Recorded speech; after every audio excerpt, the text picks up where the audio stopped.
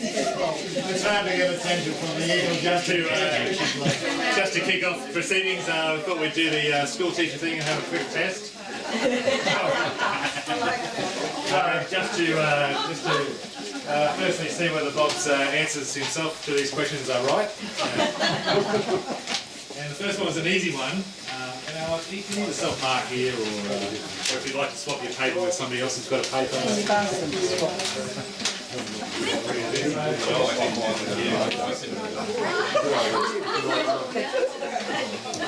Yeah, the first one was a bit of a giveaway. You know, we hit for Bob's 80th, so what year was he born? 80 years ago. 1826. That was even before my grandmother. You were a fast mover. We'll give everyone that one. Well, you were chasing me. Anyone who didn't get 1932, just keep that to yourselves. Next one's a bit more tricky. What's Bob's middle name? And it starts with an E. Eustace. Eustace. Useless.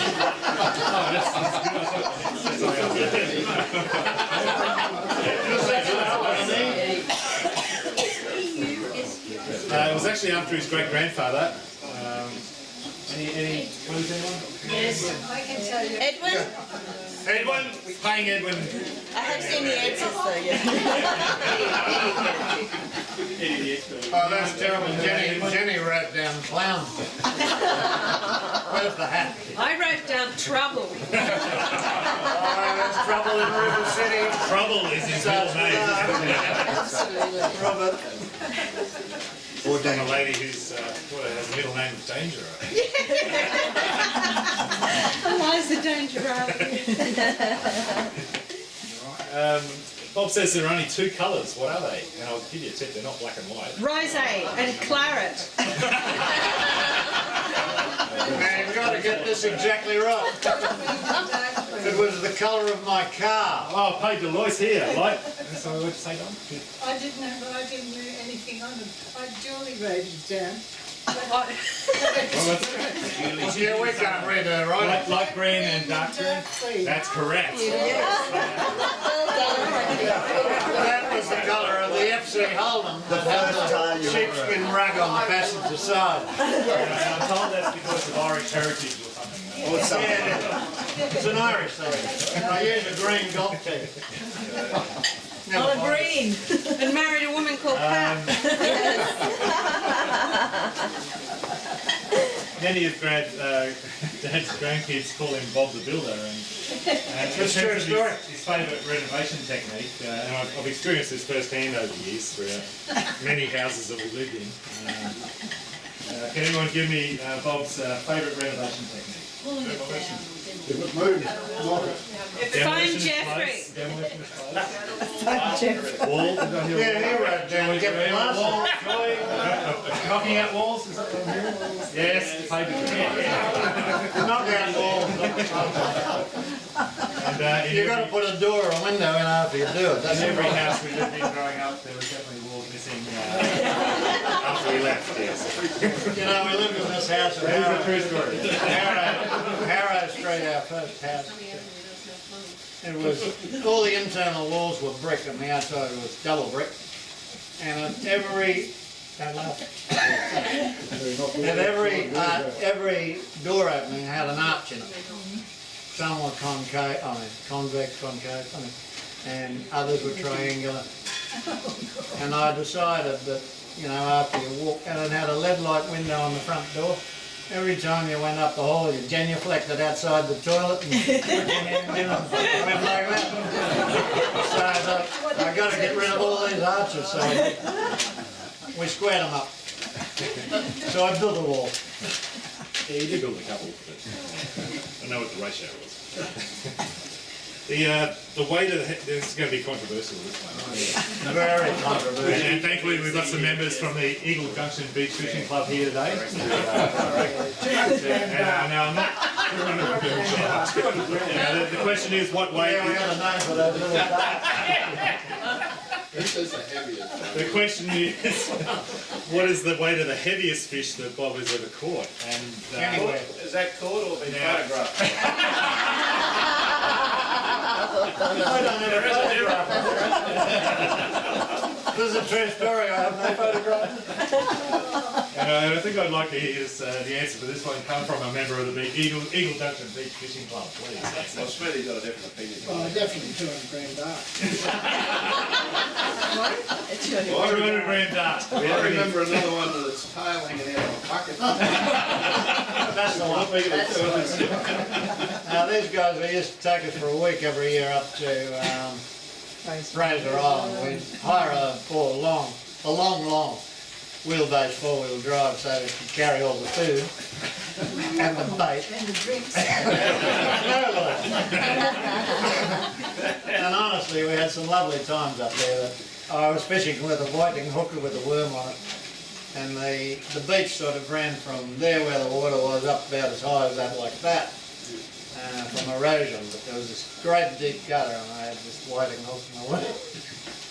And this giant jewfish trying to eat worms, sticking their heads up out of the sand, grabbed my whiting hook just as a wave was coming in.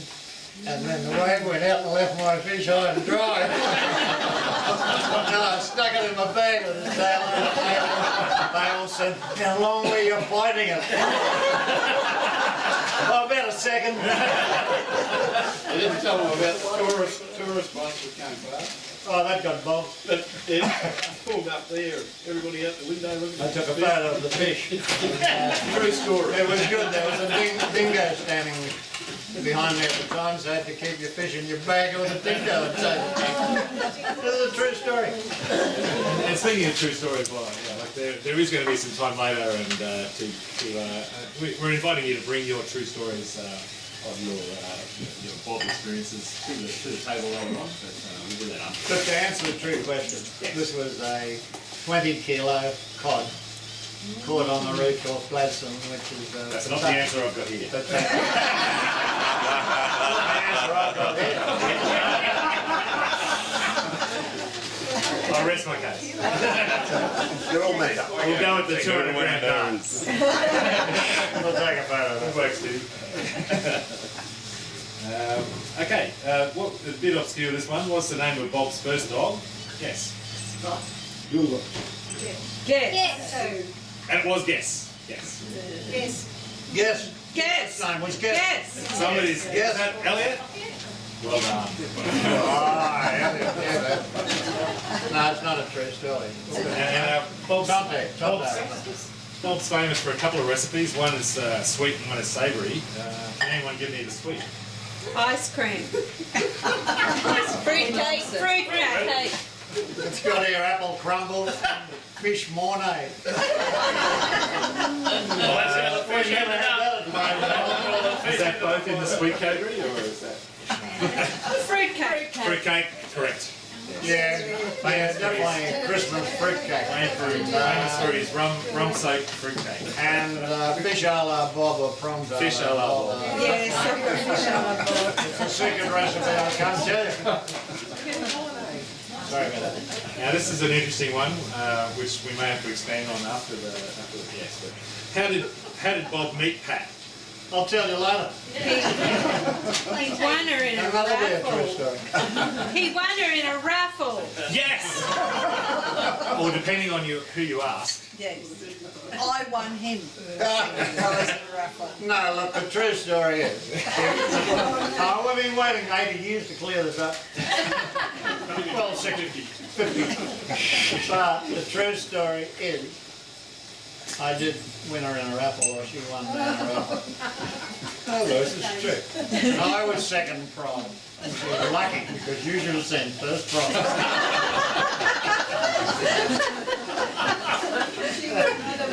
She did very well, I can tell you.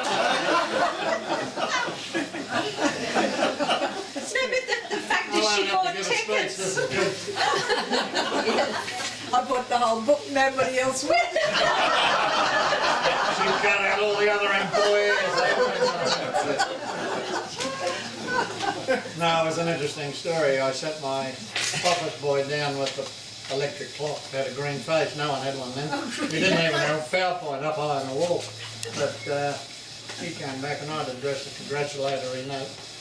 to Mr. Pat Stiles, because I played tennis with Pat McNamara and Pat this and Pat that. And he comes back and says she was a good looking young chick. She's female, and you've addressed that as Mr. Stiles. Oh, I better ring her up. So I rang her up and apologised, and she said, thank you very much for ringing me. And I said, and by the way, do you want to go to the insurance ball? And she said, no, I'm only 16 and my father won't let me go out with the boys. And we've still got the green electric clock. It's not plugged in. That's a true story.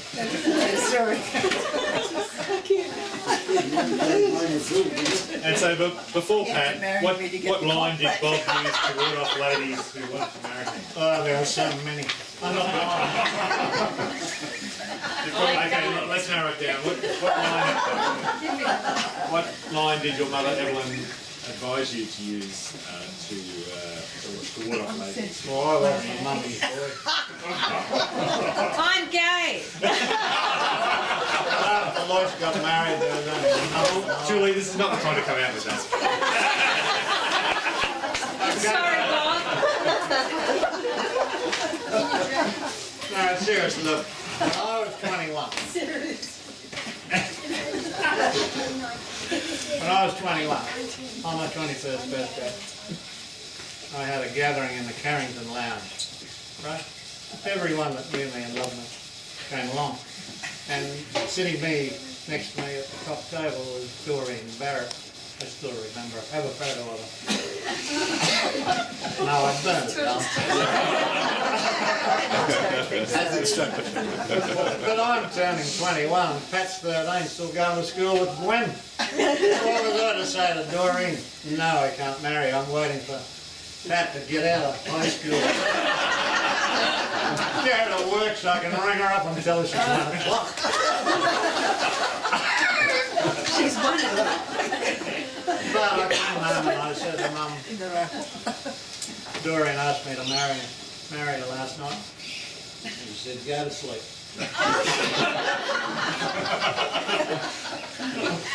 Wake her up in the morning, go to work and ring her and tell her that you're saving up your money to take me to live in Canada. And she took the line.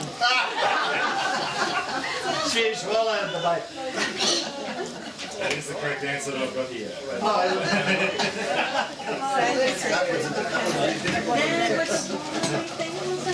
And Dear. ask him what Nan said when he took me home and said, Bob. Don't ask me any questions. Yeah, what did Nan say when you took Pat home and said you were going to marry her? Well, that was another story. And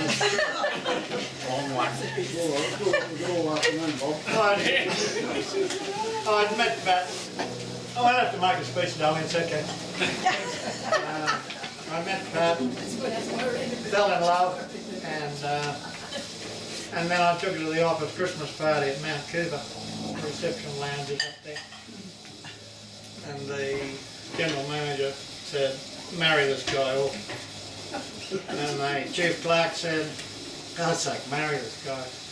And the accountant said, why don't you marry this guy? I've been trying to get him married off for years. And I thought, if I ask her tonight, and we put you on an She'll annual think it- salary. They offered no, me. they've put you on a salary.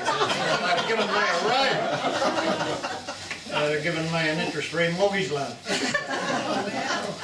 But I thought I can't ask her tonight because they've all, told her, get married to this guy. I'll let her go to Lisa. But that was the Christmas party. And a few weeks later, with all these guys, I've booked a house at Surfers Paradise on the main Pacific Highway. It's owned by an architect. And there's 8 of us booked. The rent was terrible. 8 of us had to share the rent for the Christmas holiday. This is a true story, Karen. And anyway, He never tells lies. while I'm down there with all the boys having a great time at Christmas, my mother rings Pat and says, we'd like you to come over home for Christmas dinner with the family. Where am I? My mother's moved in on me. And And then I thought, well, I can't ask Pat the next week to marry me, so I'll let her go to Easter. By then she was about to say no. I'll never speak to him again. If the phone rings, don't answer it. And I popped the question and well, I didn't have a ring, did I? But I had a rubber band just in case. And for 3 days until we got the ring, her finger was going very red and blood. True story. Cheryl asked me why I had a rubber band on. And then we went and got a ring and we lived happily ever after. Very good. Very good.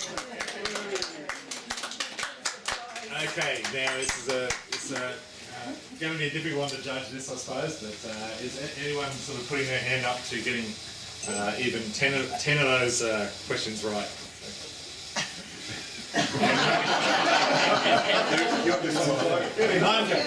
Maybe there are only 9 questions. I'm not sure now. I think you should all get a prize. Lovely to be here with you. There is a bottle of wine going. Anyone want to claim? Who can give me a number? 105, 6. Oh, we're good at lying. I got a fair few of them. Karen got 9, I think, or 8 out of the 9. Karen did, yeah. Well, Scott's a poor old uni student who needs a bottle of wine. Yeah. I agree. Objection. Yeah. Scott, you win. Now, He knows me very well. I heard somebody from the EJB FC sort of talking about fish of the week. Yeah, Tony. And look, if I told you the story and didn't have some evidence, I'm sure it may not be regarded as a true story, but and there's probably some other stories around this which I'm happy to open the floor with. But Bob actually won the Sunday Mail Fish of the Week on Father's Day for 3 years running. Get out. No. And this is, in the period when they were, Mum and Dad were up living in Gladstone, and so here I have evidence that say that the Sunday Mail has awarded the Fish of the Week competition on Father's Day for 3 years running to Bob Hunt for years 1991, 92 and 93.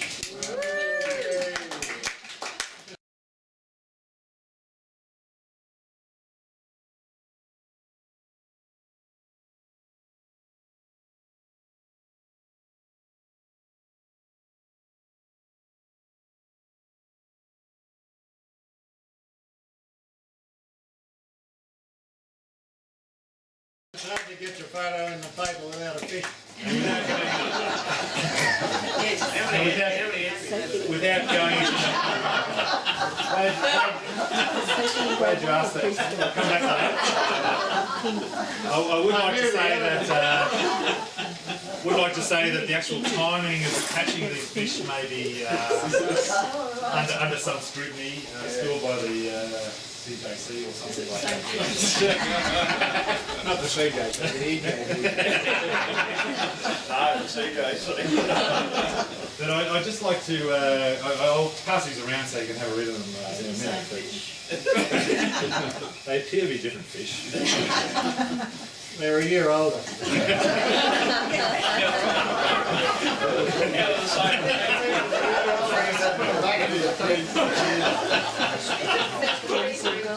But it's just in the actual editor's words on the third trifecta win. I'd just like to read you a passage here that the Sunday Mail themselves put out. Well, Bob, you should make the most of it this year because from here on in you're banned. Forget the quadrilla. Other kids have fathers too, you know.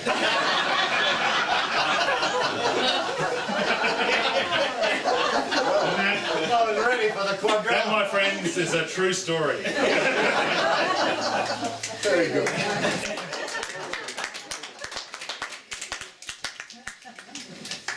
Yes, it's Very interesting. well prepared.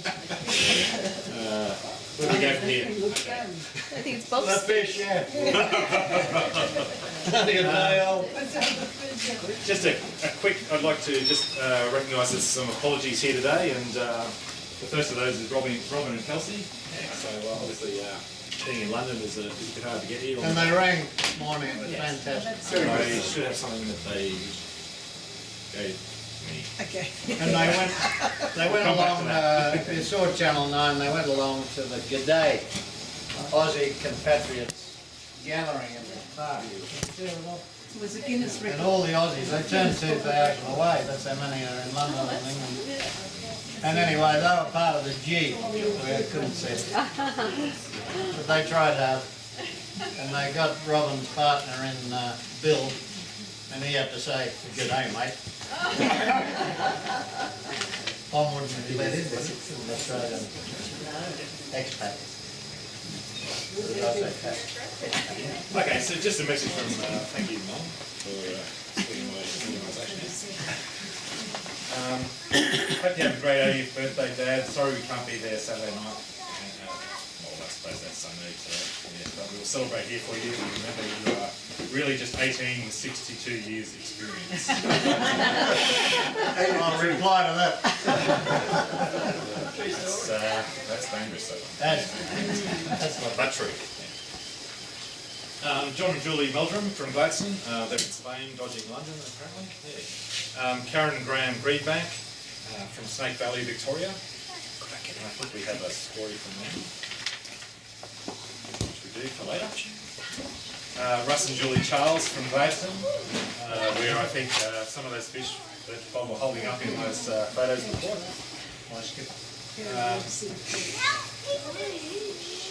And I guess from Russ and Julie Charles' perspective, what is in the... They're at the Olympics. Yes, but he also does sea rescue and that sort of stuff. He does, he's on roster for. And current photos prove that where they catch fish is there's none with 3 eyes in Gladstone. Yeah, I'd have to go and get that. But I'll show you later. Laurie and Ellen Wickham from Council. Peter and Leonie Flanagan from Port Macquarie. There's the Bowls Carnival in New South Wales that we're attending. I've got an apology here from Joy Meyer, but I'm pretty sure she's here.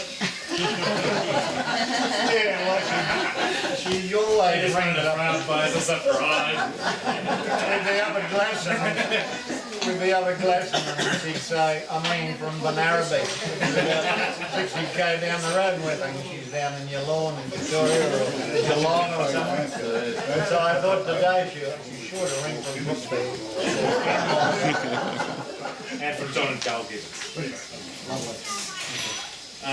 Without further ado, we will have a cake and that sort of festivities in a little while. But I thought firstly, because he hasn't had much to say yet, just hand over to Dad and firstly wish you a happy birthday. But Thank you, Lisa. would you like to say a few words? Sorry, I'm late. We were going to have a guest speaker, but they couldn't come. And I had to do the job today. But thank you, Marcus, and Good bring the camera can see it too. is there a camera? I'm camera shy. But she's my daughter.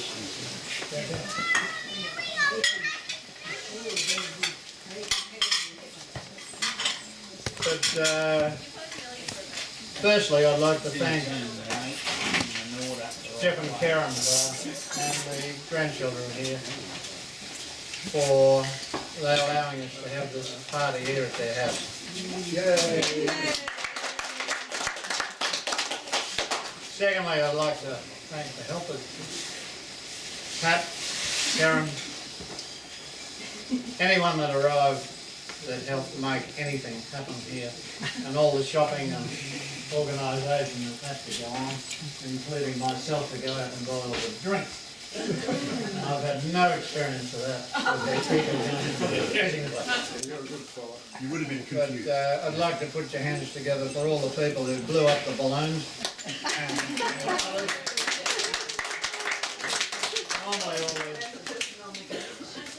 And car parking attendants Got our official bar attendant who you can never find there. Multi-skilled and Grace inside.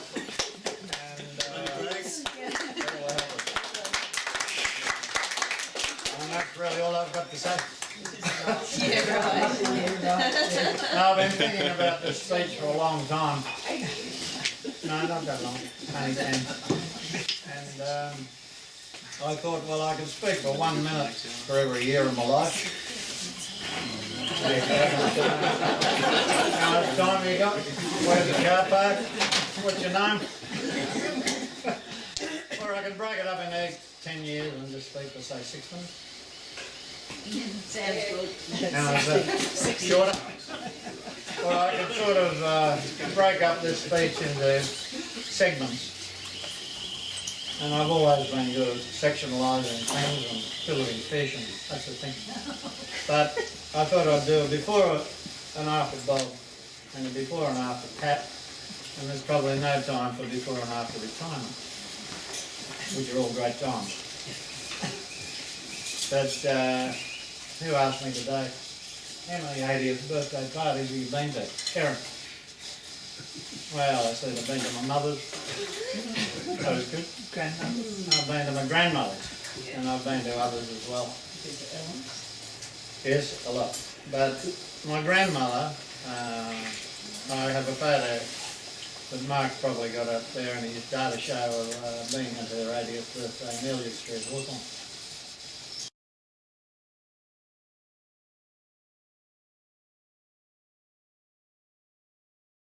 And she passed away at 82. And her sister,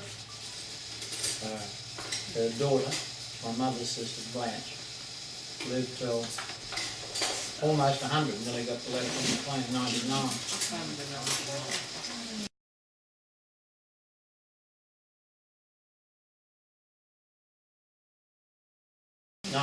Heather would know. Her daughter. And Mum lived for 93, which is fantastic, and we've been invited to a cousin of Mum's 100th birthday, the Tenterfield, in January, born in 1913. That's right. Yeah. Pat and I, Doug and Heather, to her 100th birthday. So you can see we come from a family of long livers. In fact, my great-grandfather had a liver that long. My great-grandmother had a liver that long. Somebody say, get new material. It was interesting. We lived in Elliot Street, Hawthorne, in the days after my mother met my father, Wally, who was a contract house painter. And I remember 1932, it was the middle of the Depression. If you had a job or you weren't out with a swag, swing barking trees, we were doing well. And I don't remember, that wasn't even born. But they met playing tennis, Mum and my father, and it was a love match.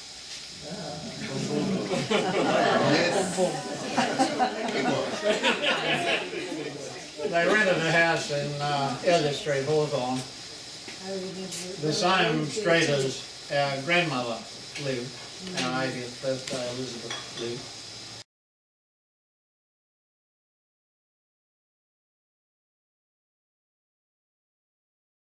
And along came Lois, and then along came Bob. And they were Hibbs. You know what a Hib is? Healthy, intelligent and beautiful. Very good. Still are. Put that in the new dictionary on the computer because no one's ever heard of that before.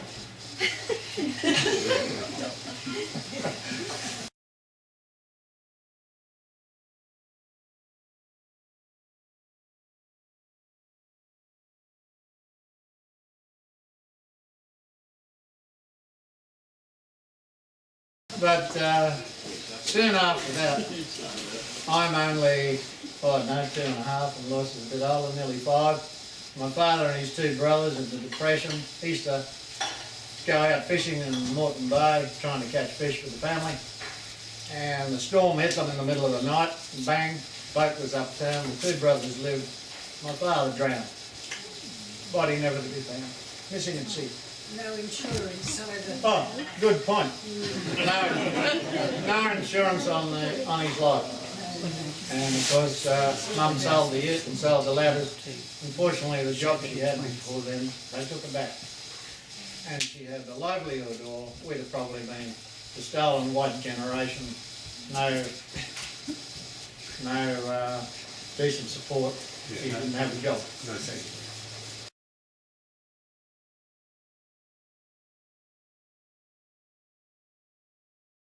But anyway, she moved back in down Elliot Street with our grandmother, who was also widowed at the time and was a sewer of great attributes. She used to make wedding gowns and mother's bride's dresses, the bridesmaid dresses, and keep the money in a tin under the bed. And Mum goes off to work. She got a job back with Walter Reed and Co. in Charlotte Street, wholesale wine and spirits store.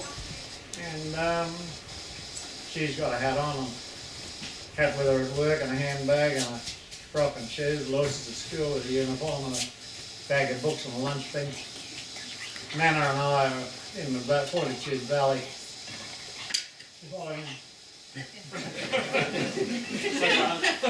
We're in Fortitude Valley shopping. And on the tram on the way back to get the ferry, a friendly neighbour says to my grandmother, Mrs. Phillips, I'm sorry to tell you that while you were away your house burned down. So here we are. No food, no shelter, no clothing, no food, no money. And Lois comes home, there's no house. Mum comes home, there's no house. And I'll probably cry soon, but but the thing is, here I am, and I'm 4 and a bit, and I'm head of the house. Man of the house. Anyway, some people who we didn't know much about across the road had a 2-bedroom house with a veranda, and they said, come and sleep with us for the night. And that's how important the 2nd of August is to me. Life-changing. Because Mum went up and found a house to rent at Agnew Street at Morningside. And they said, don't go yet, stay till the weekend for the party. What party? And Mrs. Rudd said, our son Leon, our only son Leon, is turning 6 on the 2nd of August, next Saturday. Same birthday. And Mum said, so's my little Robbie, he'll be 5. And it was a true story. And we lived with that family, you know, later on in the big house at Annerley. Together they pooled their resources, bought property and produced some wealth for us over time. So it was good. Mum, on one income, sent Lois to Allhallows, me to Gregory Terrace, to get an education. It was great. I haven't even got the pat yet, have I? Before pat? No, I still before pat. I think so. After Bob yet?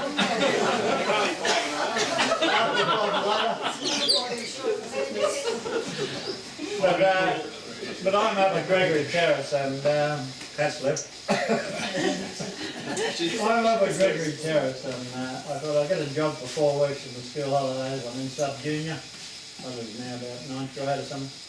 And I got a job for 4 weeks in the life insurance company and I stayed for 31 years.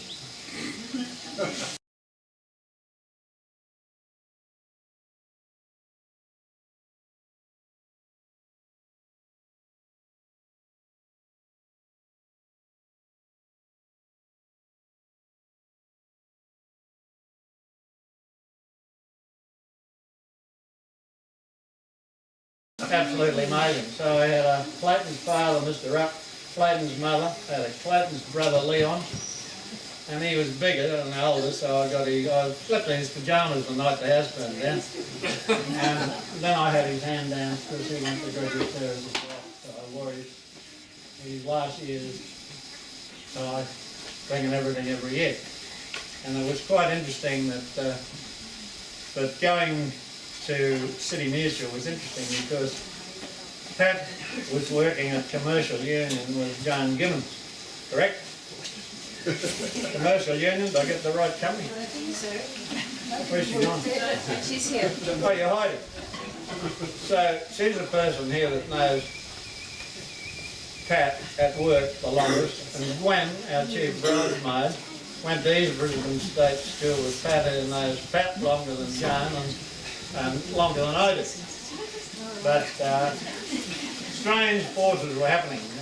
Lois got married, Leon got married, and Mum said, let's go. We bought a house at Windsor, Hooker Street. Didn't have a red light. But it was near the railway station every time the train came. Ding, ding, ding, ding, ding, here for the pedestrian crossing. You'd wake up in the middle of the night, but extremely unusual forces were taking place after the clock incident because Pat moved out of the South Brisbane Library and went to live at Jack Street, Kedron with her grandmother, which was closer to Windsor, where Mum and I had moved. I didn't know. She's working at Commercial Union and she says, goodbye Joan, I'm going to work at the ES&A Bank, and she goes and joins Beryl from the ES&A Bank, right? And it does it take 80 minutes. And you're making it come true. But here, I'm at 307 to 9 Queen Street. Why are you laughing at? This is a true story. 307 Queen Street, Brisbane, to 9. And Pat moves the ES&A Bank. Was it 311? Or was it less? Which way to count now? Yeah, that's right, 11. So the two buildings, and there she is. She's moved closer to Windsor. She's moved closer to work, and she's even on my tram sometimes. It's state. From Windsor, she gets on at Kedron, and she's on the tram going to work. Here's my bank uniform. She'd get on the tram and she'd see me because she wore a green hat. Anyone wearing a I'd chase her up the street and she'd dash into the bank, bang, gone. It's a true story. I remember a blood vessel had burst on a leg and it was like an arrow. And I said, follow me.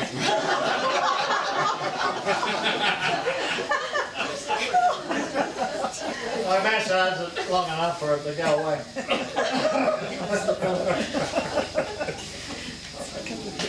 Well, it was. She was getting closer to me all the time. And one time she even came in from the bank and borrowed our table tennis table.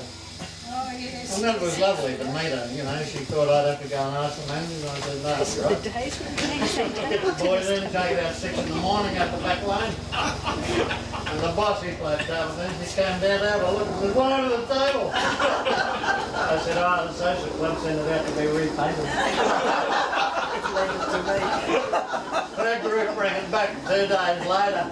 I got to go in at 6 in the morning and paint the table. And he comes down and says, oh, it's a good job. The other white lines weren't even dry. Have I got to be poorer after Pat gets And up.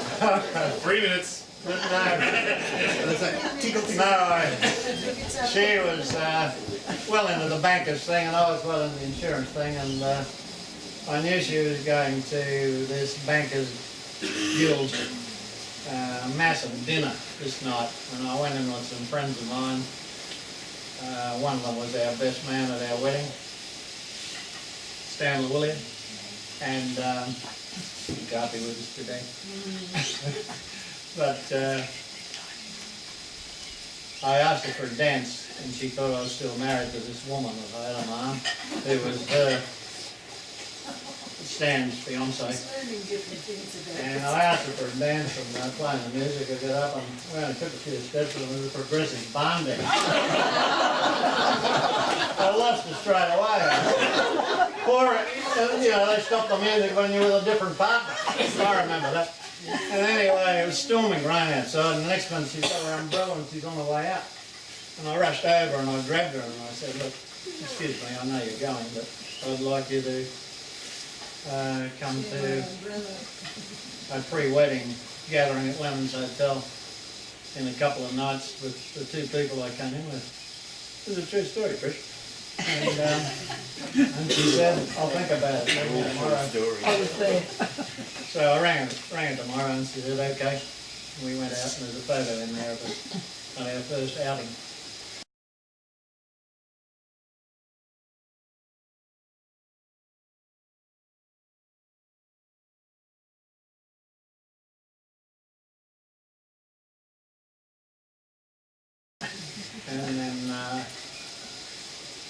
we got engaged, we got married, and we lived at Harrow Street, and we've had 3 kids, healthy, intelligent, and beautiful children.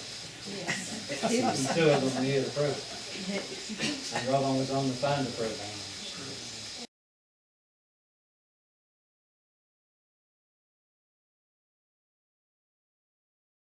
And that's lovely, you know. It's fantastic. And I'm not going to tell the story about the washing machine. No, I'm told not to tell any stories that I told at our 25th wedding anniversary. The fact was, like in those days,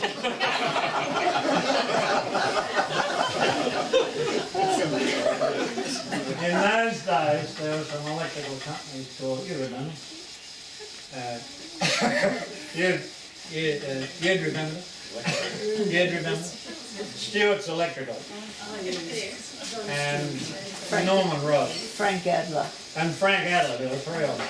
Anyway, all I know, Ella Stewart, when you bought an appliance like a fridge or washing machine or something, you got a big turkey present. And come Christmas, I remember, it was like the hokey pokey. We had an 8-inch fry pan in those days, it was a tough time.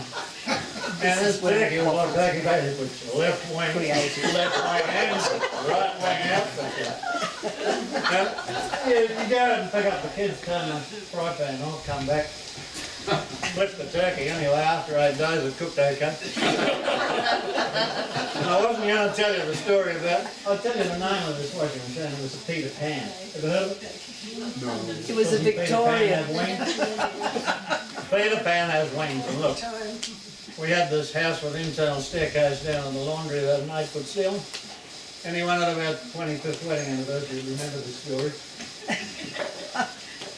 And Pat told my grandmother when she bought only had one of those pan ringers, she went out and bought this whiz-bang Peter Pan that had every time he put it on spin dry, it used to fly. And she kept the chair under the internal stairs so she could put that out.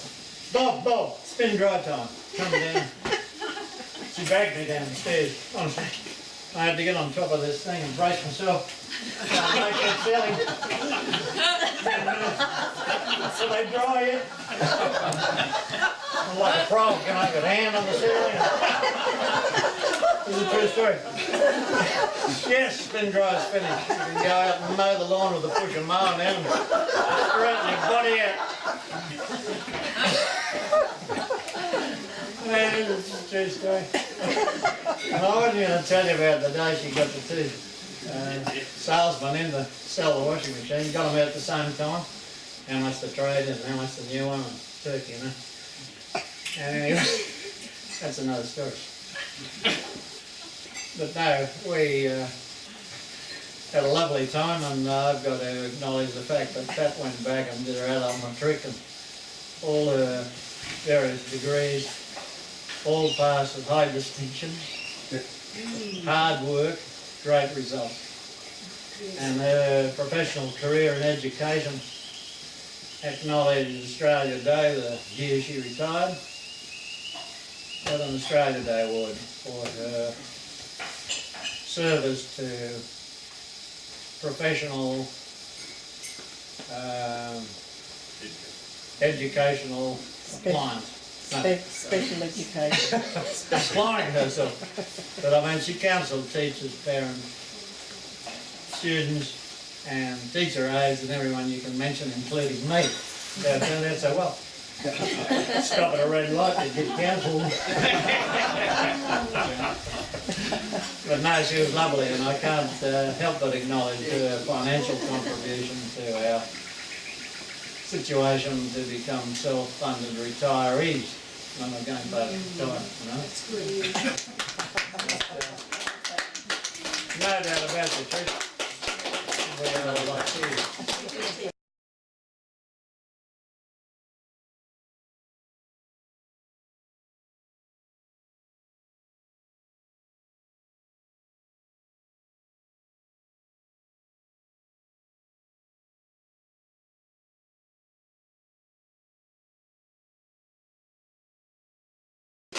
And there's nothing more I can tell you except that in the time after the house burned down, I've lived at 9 addresses.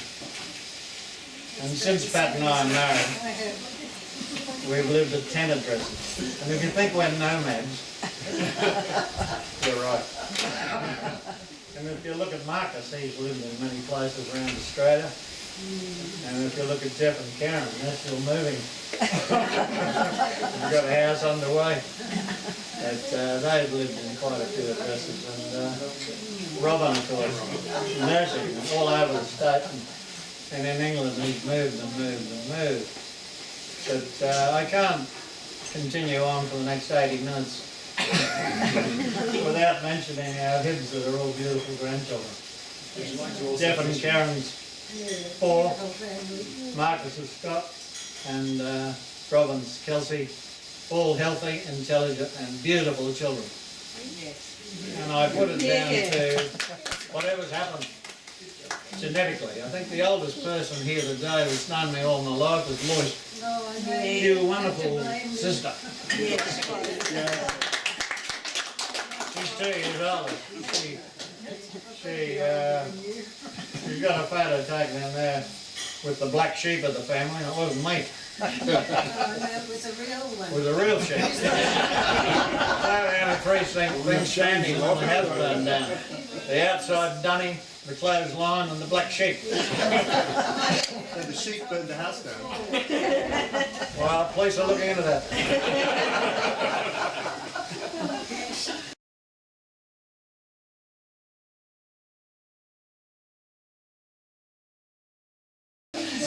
But, no, it is wonderful that if there's anything I can do for Jeff and Marcus on the male side of the family, it's extend the genetic longevity. It's very lacking. And I'm probably the last standing male in our family. Thank you.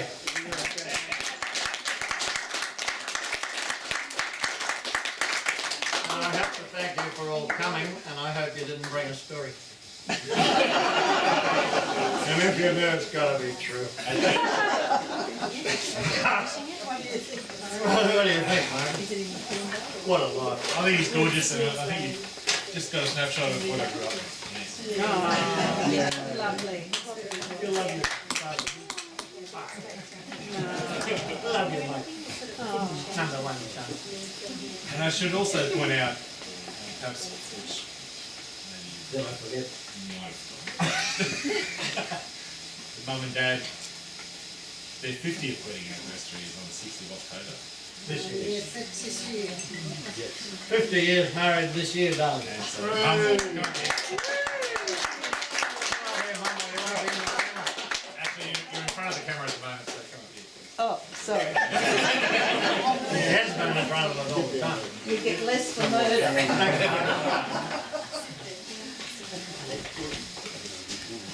And maybe Mum could say a little bit about the last 50 years of marriage. I haven't prepared anything because Oh, I was told Bob was spending 80 minutes. I worked out if we had 3 hours together, he was taking 80 minutes of it. I took 60.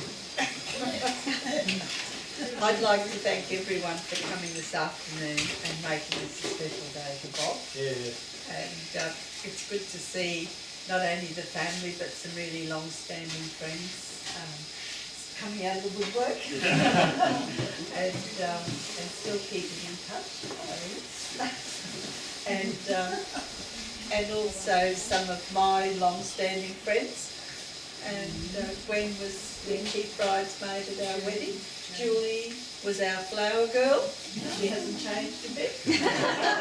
She says the same to me, but I know she's lying. She's going to win the dress later, yes. I have a lovely story to tell about Julie because her dad was a dental technician and she was nearly 7 when we were married and she has lost her front teeth. And I'd actually done something I'd never done in my life as I took a day off work when I wasn't sick to make the parasol to go with her dress that I'd made for the wedding. It took me the whole day to make this parasol that she carried. And I know for years she had it in a box with her gloves and her teeth.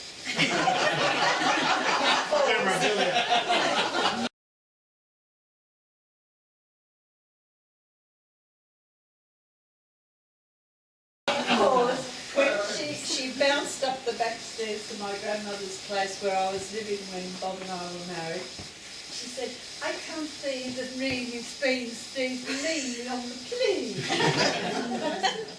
She said, I look.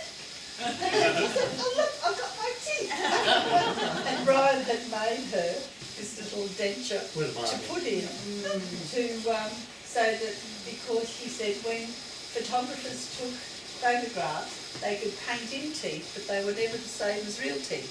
So he had made this little denture for her.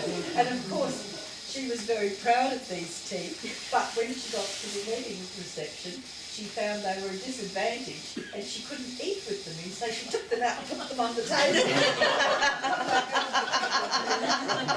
Why not? Who wants a glass of water? Which you'll no doubt do it years ago. So that the 50 years of being married to Bob has been a challenge. Now we're all going to throw Oh, you're counselling me well. It's true.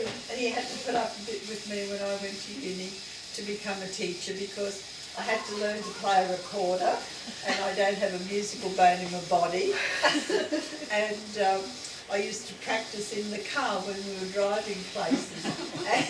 And I always, when I found I could play God Save the Queen, I used to end with God Save the Queen, and they all cheered. That was the end of it. Be in the bath in the middle of the night, even the neighbours would cheer. And I used to drive up here, we'd be driving along, we'd stop at the stoplights and I'd be practising, you know, sort of, Wind the windows up. what's the tune about Sky? You know, yeah, the Skyboat song, yes. I had to play that, and I'd be practising, and we'd stop at the red lights, and the people next door would go, woo! But, yes, and going to university, I think, was a just-in-time thing for me, because I actually learned a lot of psychology, and my father was a very strict parent, and you know, you can talk to the two children here later if you wish, but I think I'd have been a much different parent if I didn't go to university just in time and learn the psychology that I learned. And I found that a lot of the things that I learned in psychology were the aha moments of why the kids did this and why they wouldn't do that. And so I think that it was a just-in-time thing for me, and I thoroughly enjoyed pursuing this ambition that I'd always had, which was to become a school teacher. And so Bob enabled me to do that. Are you smiling or crying, Paul? Smiling. And I won't talk for 8 minutes either, or 50. And but it was just an appropriate time for us as a family, because Bob decided to change jobs after being with the company for 34 years, and suddenly I was thrust into the breadwinner role, and Bob in later life had to become the house husband after he'd had a stroke, a heart attack. And you know, we've gone through some ups and downs together, and we've lived in many places, as Bob has indicated. We've made lots of really lovely friends, and I'm really delighted that you're all here this afternoon to help us celebrate not only your 80th birthday, but our 50th wedding anniversary, which we're going to just creep offshore and celebrate ourselves. We're going on a cruise. So thank you for coming, and I hope you've had an interesting afternoon. And I'm yet waiting to hear the interesting stories that you have to tell about your perceptions of Bob. I'll leave now. So I thought, Marcus, we might cut the cake, and there's a moon over here with coffee and tea and herbal teas and whatever you'd like over there. We'll cut the cake and have some cake while we have the story. Is that okay, Margaret? Yes, I think we should charge our glasses first so we can have a shout. How do you get a drink around here?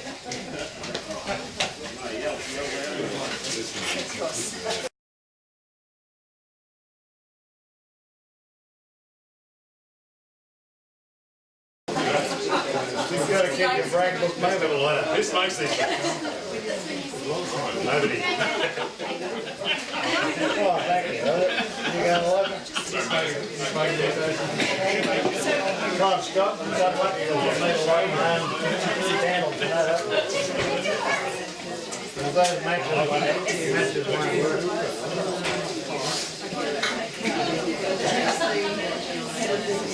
Yeah, well, that's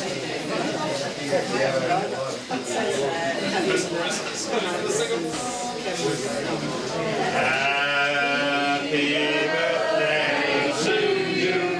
Happy birthday to you. Happy birthday, dear Paul. Happy birthday to you. Hip, hooray! Hooray! Hooray! Why was he born such a man? On my hip.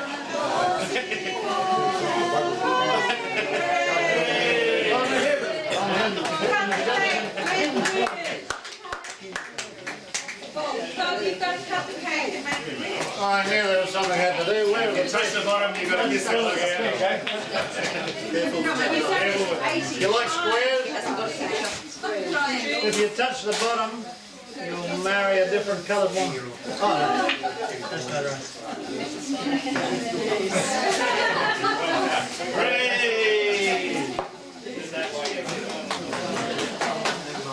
Oh, it's good with the sponge.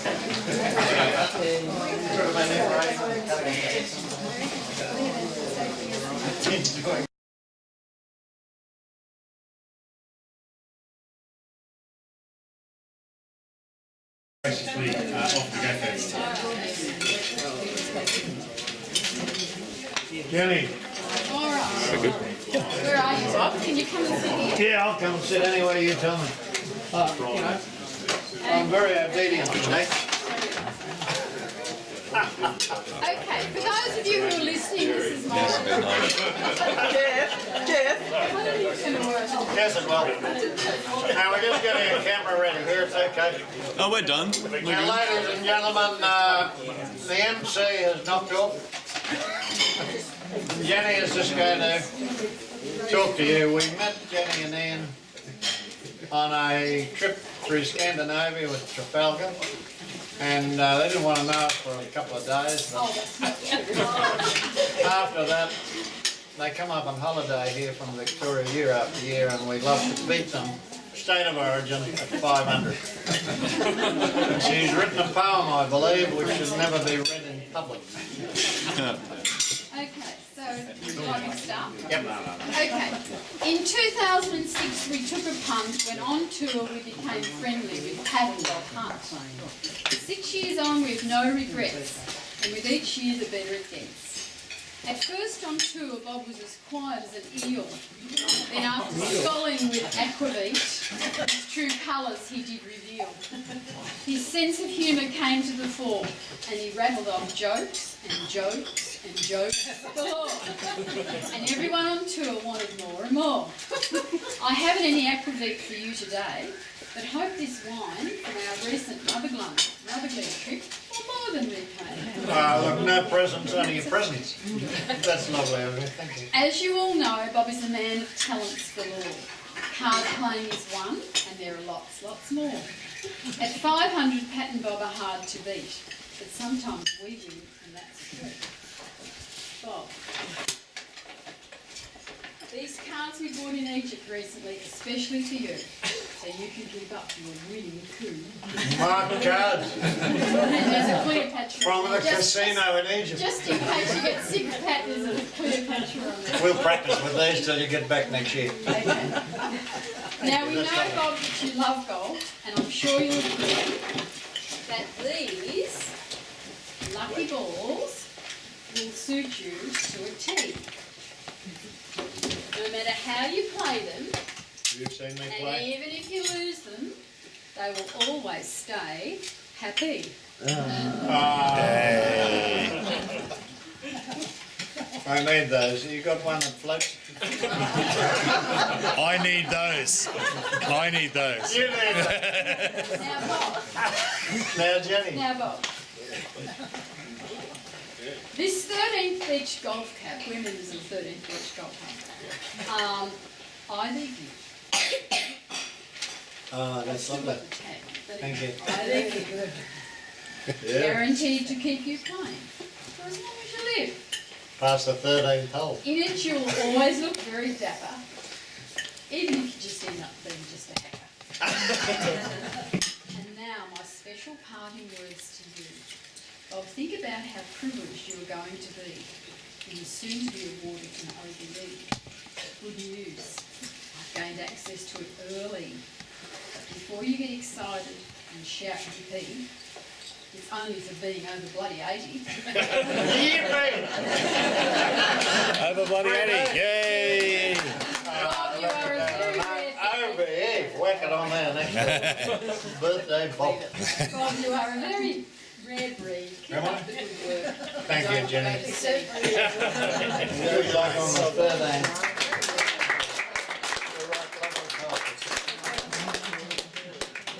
She's a lovely lady. I tickle her every time we get our photo taken together.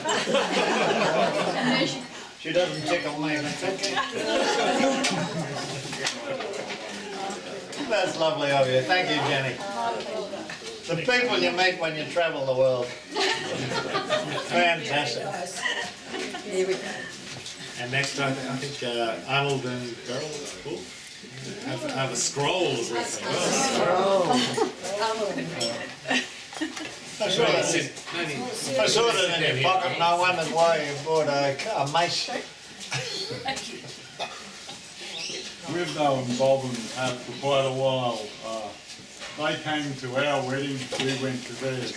So what we did, Beryl and I did the research and we found an ancient scroll. It goes back 50 years. I'd just like to read it to you.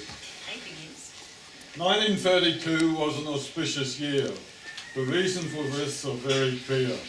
The Great Depression was hitting our land and Sydney Harbour Bridge was opened as planned. In Tijuana, Mexico, Farlap ran his last race and our ABC radio was established in place. The dog on the tucker box was unveiled in Gundagai and Grey Street Bridge opened with fanfare and style. On the Chinese calendar it was the year of the monkey. So those born in that year are energetic, fun and funky.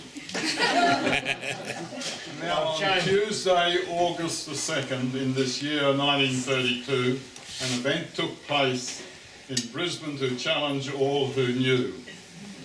Robert E. Hunt did enter the world and to honour his birth all the flags were unfurled. As a schoolboy he attended St James in the Valley, then later Gregory Terrace with the big boys he carried. On the sports field he excelled playing cricket at school, but as he grew older, the sporting list grew. He loved cricket and golf, table tennis and fishing, but his prowess in water skiing seemed sadly deficient. One ski, you can't stay on it. He worked in insurance in the firm City Mutual, soon setting his sights on a girl, outgoing and beautiful. His life seemed complete with the love of his life. Then along came 3 children, his pride and delight. There is nothing that stops Bob when he sets his mind to it. House renovating, gardens, painting walls, he can do it. This is a real one, a good one, the next one, he might tell you about it. With his skill and shrewdness in an unnamed game, his portrait now hangs in the Hall of Fame. Catching fish from a boat on the Barrier Reef or swinging a golf club, his retirement is sweet. On his custom-built barbecue, he is a mean cook. He can grill a rare steak or even a chook. A husband, a father, a grandfather and mate, Bob's happy outlook seems permanent state. That is why we all share in this celebration to this octogenarian on this special occasion. Oh, right. We'll all gather round and drink him a toast to Bob on his birthday. Cheers, mate. You're the most. Happy birthday, Bob.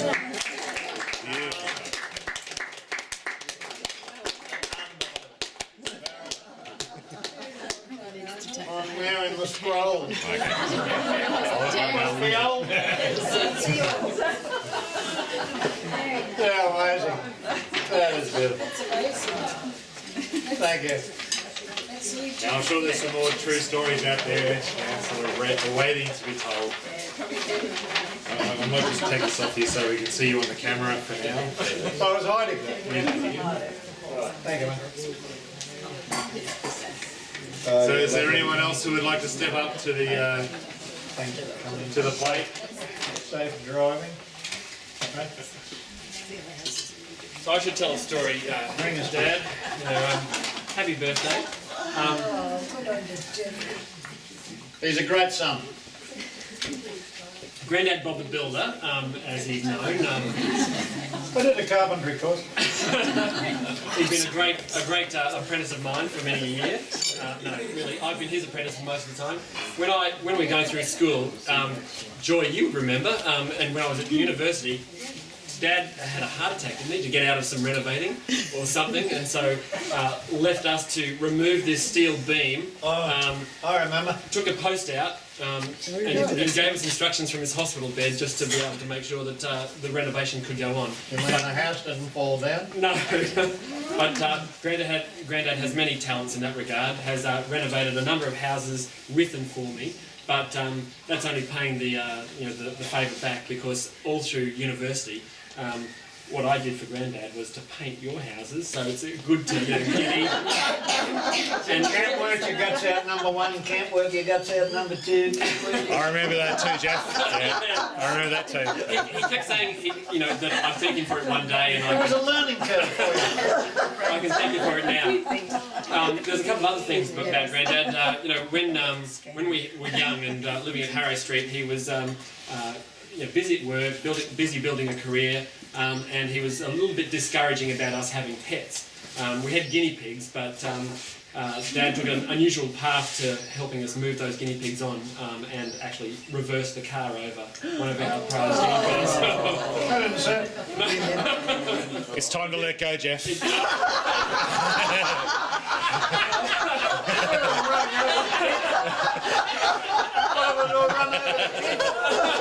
I'm sure it was an accident.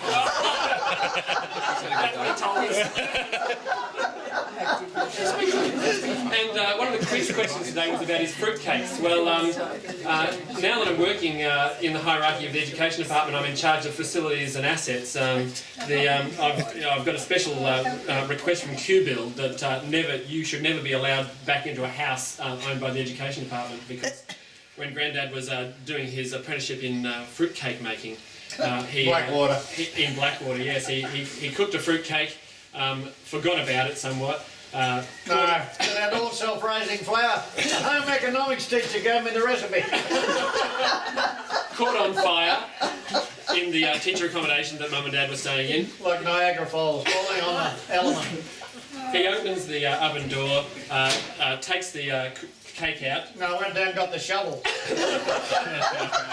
Didn't you burn yourself in the I process? threw it out over the veranda. Not before it landed on the floor, the vinyl floor in the teacher accommodation, burnt a hole in it, and then threw it out over the back veranda, only to then later, for days and days, the galahs would come down. There wasn't a galah could land in a tree. They were eating this fruitcake full of rum. Oh, they're all walking around the backyard. So we're very glad that Mum and Dad up who work in the education department. We've saved a lot of money in asset replacement. There are a couple of my true stories. Dad, we love you. You're a fantastic father and grandfather, and we wish you a very happy birthday. Thank you, Jeff. Hey. Is it a true story? We've got a true story. Self-raising flour, 3 cups. As a member of the Eagle Junction Beach Fishing Club, I think I should tell a couple of things. Dr. Tony Jones, captain of the Beach Fishing Club from England. Firstly, One of the inaugural members. firstly, congratulations on reaching 80. You've done well. And, You feel it better than I do, you're a surgeon. I want to thank Bob for being a good mate of the old man's over the years because Bob claims to have taught him fishing, and he says my old man taught him boogie, golf, darts, a lot of other things. Cribbage, poker, how to vape, how to drink, how to swear. He was a great man. Anyway, when I was in my 20s, about 38 to 40 years ago, no, I was invited on a Eagle Junction Beach Fishing Club trip. I didn't know it was the EJBFC at that stage. We got presented with our badges. Oh, lovely. From Bob at the Kedron Park Hotel. Practice wearing them. And from there we proceeded up to Fraser Island. A couple of little things about Bob on Fraser Island, which I'm sure he doesn't want me to recall, but I will. Thanks. He's a bit vain and a bit greedy when it comes to fishing. As we've seen, he collected the Father's Day trophy 3 times in a row. One day we were fishing on Fraser Island, and we were doing pretty well. We were in a gutter and we were catching whiting, and the tide was going out, and we kept on catching the whiting. Anyway, these fellows stopped in 4-wheel drive, and they were looking at us, and they thought, gee, they're going well. So they stopped and they looked around for a while, and then they started to fish alongside us and move up closer to us, and we kept moving up, We haven't got the catching whiting, and they weren't catching anything, and eventually we stopped fishing, went up on the beach. And Bob said, look at those silly buggers. He said, we've emptied that gutter. Well, we were up at 4 o'clock and this is 8. We're now feeding the dingoes. And the only other thing I remember is his culinary skills. I mean, he calls it fish a la Bob. I wrote down fish mornay as the... but it sort of starts as fish. I didn't realise it ended up as fish a la Bob. It was just a mess. If it ends up like steak, it's not my fault. Anyway, he's a great fisherman, and happy birthday. Thank you. I'd love you all to come because when I joined City Mutual, Lem, their father, who had 8 children, 2 girls and 6 boys, was back from the war. He'd flown on bombers, Wellington bombers, over Germany. At the time, Britain had run out of pilots, and they recruited the Canadians, the New Zealanders, and the Aussies to fly their bombers. They were all fighter pilots. And Len would not go unless he had an Australian navigator. The British navigator's got a loss. I enjoyed some many memories with him and meeting some of his mates who came back from prisoner of war camps. And you can understand how good he was at playing cribbage. But he was a lovely man, and he was my other Clayton's father, 12 years older, and just passed away. 90 was he, Tony? Paul? 91 or something, anyway. He took them all out to dinner, and I think this is a memorable story. He loved a bit. Unlike me, born on the 2nd, every horse I backed ran 2nd. Actually, all the horses were born on the 1st of August, the day before. I was beating the short half head the day I was born. But he was quite an amazing man. He, I think Paul would say, he took the whole family to the Tattersalls Club to celebrate his 90th birthday or something, and he pulled out a trifecta ticket worth about $1,500 and said, I'll pay. Is that right? Correct, right. I'm close? Yeah, lovely man. And the phone rang during his funeral, and I said, that'll be the bookie. No more phone calls during his funeral. He hasn't played the bookie.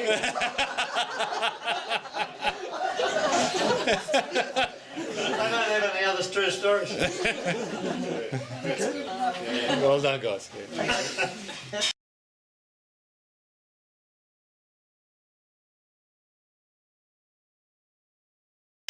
Joy's turn. Oh, sorry. Hang on.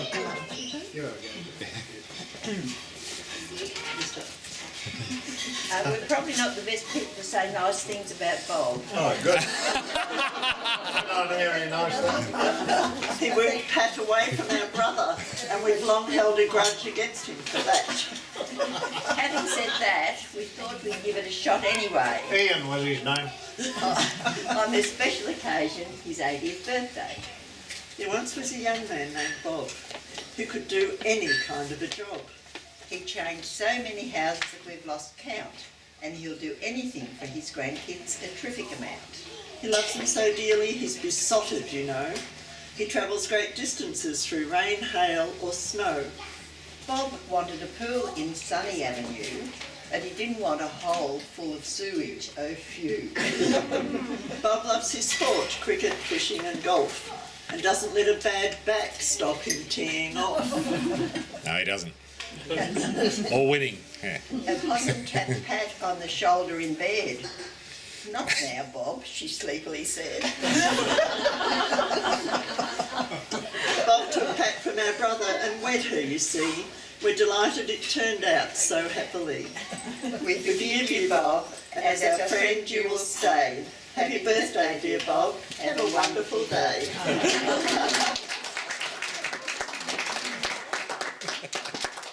Notice I only hug the women. God, you guys are lucky. That's wonderful. Paul, I think you were next, mate. I remember that. Kids made a swimming pool. They dug a swimming pool. There's only 2 houses in the whole of Wavell Lights had a community series line. The house behind us ran through. And they dug a hole and left the thing coming. We sent the people behind away for 2 weeks holiday while we dug a trench around the pool and went in there and reconnected everything, and we all swam happily ever after. I got to add, I think we've got another EJBFC sort of member. Man, don't believe this story. Another picking story. No, we can trust him, he's the solicitor. How long has he been? There is a fishing You were story. there. It's a true story. There are a number of fishing stories I could tell, but there's another one back in the old barter days about 30 odd years ago when I was in the legal game out Pullenvale Way. And we did a little bit of business together, and Bob said, He was our solicitor. Bob He said, conveyanced us all around the world. Bob said, do you like seafood? Yeah. And I said, seafood? Yeah, absolutely love it. He said, oh, I'll be down one of these days with some seafood for you. I said, gee, that sounds good. Anyway, a couple of months went by, and one of the girls in the office said, there's a bloke out in the kitchen wants to see you. And I He said, came in the back way. came in the back door with the car park entrance. Here's Bob in the kitchen. He said, I've got some seafood for you. By this stage, all the office staff were out in the kitchen wondering what in the hell Bob had. He said, I've got some seafood here. With that, he took the top off an esky, and out jumped 2 of the biggest mud crabs you have ever seen. They were rolling around the office. They were up on the table, screaming and shrieking. Live mud crab. Live mud crabs. Running over the You're among us. Well, after about 10 or 15 minutes, we finally corralled these 2 mud crabs. I got the esky bag over the top of it. Yeah, one under the photocopier. Look at that. So yeah, that certainly put a bit of... No, he was a great solicitor. He sent you an invoice for the buying of a house in Gladstone, and then says on it, 8 mud crabs. No GST. And I know you'll find this hard to believe, but anybody that's been to Fraser Island for a week with Bob, he doesn't talk very much, as you probably know.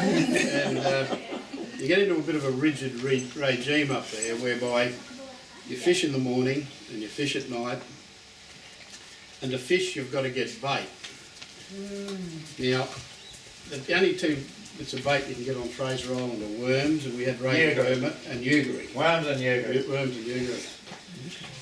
And I can well remember waking up in the morning, and we would be talking about whether we're going to go south with worms, or South across the creeks. or north with eugery.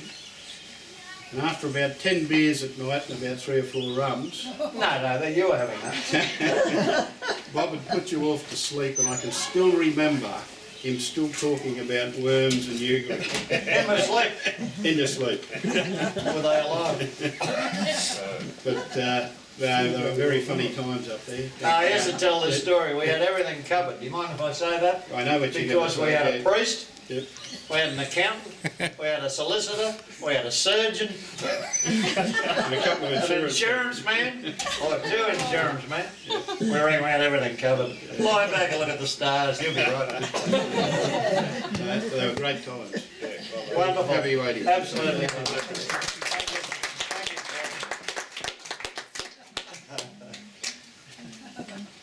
Okay, is there any other stories from the fall?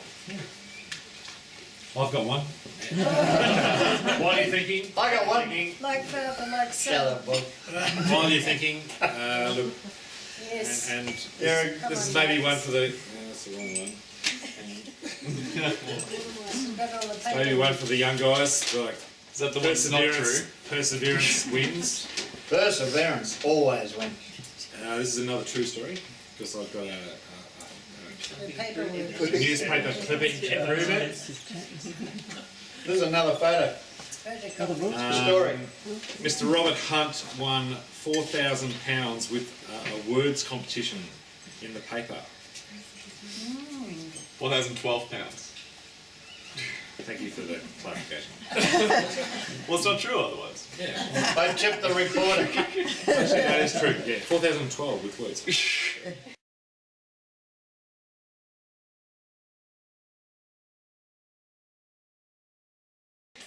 And you may find it strange to understand why Bob's good with words today. I'm a wealth words man. Yeah. Anyway, I can definitely tell you that this competition was The wealth words. was actually smashed by several hundred entries. And it's Wow. another CJC or EJBFC inquiry into this, but basically Bob and his mother. And Mr. and Mrs. Ruck. And I suppose they were due a bit of good luck after the events of their life, but We had a win. we had a win. What They had a man win. knew F.J. Holden that had a woolly. And it was about, as I understand it, filling out competition entries into a youth games competition, and they would sit up for hours every night to fill in hundreds of entries to Correct. actually post them Points of off. all competition. To actually get them into the paper to actually win the actual result. This proves that I'm very good at maths, because there was a competition called Wealth Words. Anyone remember? There was a competition called Puzzles, and the Telegraph, the evening paper when Brisbane had one, was Telegrams. Now what they used to say was, there's 20 words missing, and if you can fill them all in as correct, you win. Well, you can't do that, you'd want millions of entries, right? So we used to date on about, as the group of 4, date on 12 words. I'm giving away my mathematical secrets. We used to date on 12 words and cover 8. And I mathematically worked out 4 of us could sit around the table, fill out the other 8 and never duplicate the entry. And when the reporter came on Saturday from the Telegraph to say, Mr. Hunt, you've won. Yes. He said, how did you put in 2 correct entries? And I worked out this mathematical system. No one can ever duplicate one of our entries, right? Good system. So we got 2/3 of the prize money instead of half. Yes! That's where the grand That's not the result there. That's the only one I had my photo in, and they asked me, what are you going to do with your money? I said, my mother's going to take us to live in Canada. to Canada. One of these days. And then the girl said, you got no excuse now. It took me 70 years to get to Canada. It's a lovely place. Are there any other stories from the floor? Elliot, you look like you're on. Yeah, he tells great stories.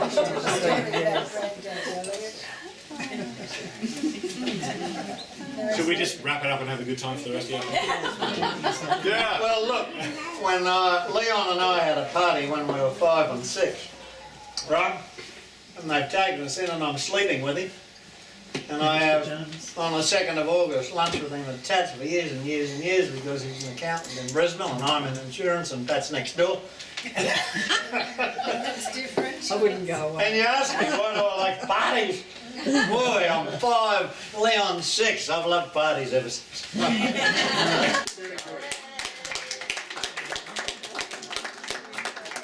let's have a party or go home. Oh, I live here. Sorry. Dad, happy birthday from all of us. Number 1 son. Love you heaps. He grew taller. I hate that. He can still be the golf. I hate that. Yeah. Looking forward to your night. Oh, how tall are you? 5'9.5" in shoes. Oh, okay. Why? You want to measure me? No, Want me to take my shoes off? I'll take your word for it. But when Bob was growing up, the family used to all say, "Oh, poor little Robbie, he'll never be very tall." And I think you were probably, what, mid-teens before When you I was off at Pride City Mutual, they couldn't see me go out for deliveries under the counter. They Yeah. couldn't see me come back. I used to go out for the accountant made me buy chuck steak for his dog, one of my deliveries. And in 1 year after I was able to feed myself for lunch when I had money coming in, I grew 6 inches in 1 year. And I could, I just kept having to buy new clothes. My Aunt Ross was the same. And It's a growth spurt. and he was 5'2" all the way through high school. And I said, "You'll be just like your cousin Bob." And sure enough, he was. Well, that's lovely. If you can get children that are wealthier than you and taller than you, you've done well. Sorry, Marcus, or whoever. At least I'm taller.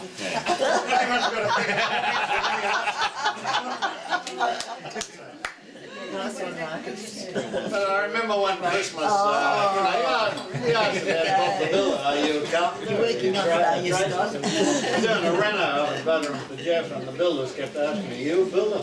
I'm building walls, while they're building walls. And I said, no, I'm a carpenter, cabinet maker. And anyway, this Christmas, Lois got a China tea set. I think in a black doll, not allowed now. Yeah, I bought a black doll and But she got a China tea set and I got a saw and a hammer and a thing, right? So I turned all the teacups up and used the hammer. Bang! Oh, it was beautiful. you were a terror. And my carpentry set survived, but her China tea set was dead. But To get even, Lois got a 5. oh, Lois got a 5 for the next Christmas and then hit me over the head. That's probably why I lost my memory. I think you got a Playing pretty at 5, she hit her brother with it. I used to play in the school band. You should have been banned. That was much more satisfying hitting him on the Yeah, head. it was heavy. That's my block. It was interesting when we had this rented house up at Agnew Street, Morningside. You remember that, Lois? Yes, I We had nothing to shift. Ruck said, we'll help you. They had a cart. They gave us 4 pot plants. Walked up Virginia Avenue, Agnew Street, Morningside. Mum rented this house, had all this timber underneath, and I was, this is the Depression, you know. And in the middle of the night, you'd hear these guys come in, cart out all this timber under the house. And we locked the doors. I couldn't sleep on the veranda in case they kidnapped me. and we could hear this timber being taken out from under this rented house. That's in the middle of the night. That was the landlord or thieves, we don't know. Remember that? Thieves and... Then we went to Agnew Street at Ashgrove. This is part of the 9 addresses. They're fantastic. That's where I learnt to fly. I jumped out of a bay window. Oh, my bloody chin hit my knee. I didn't have wings like a bird. And then we lived in a flat at Windsor, remember that? Windsor. Don't mention how many schools we went to. We lived in a flat at Windsor, the same street as Pat and I got married in at the Holy Rosary at Windsor. And then we ended up at living with the Rucks and so on. And we built a couple of houses down at Redcliffe with them, mostly out of asbestos. And I've had my third X-ray. I got this lump on my lung now that is very sus. Oh yeah. But I know where it came from. You were sawing the fibro and I was breathing. Or chiseling it there. What a money.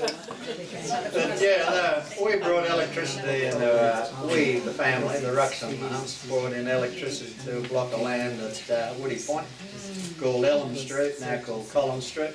Had to put up a power pole, had to pay for the pole, and bring the electricity from there to there, and then to there.